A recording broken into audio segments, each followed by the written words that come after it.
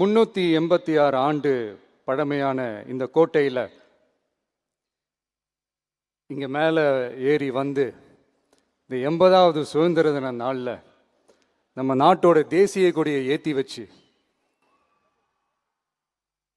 இன்னைக்கு இந்த விழாவில் என்னை பேசவும் வச்சிருக்கிறீங்க. அதுக்காக உலகம் முழுவதும் இருக்கிற என்னுடைய தமிழ் சொந்தங்களுக்கும் தமிழ்நாட்டு மக்களுக்கும்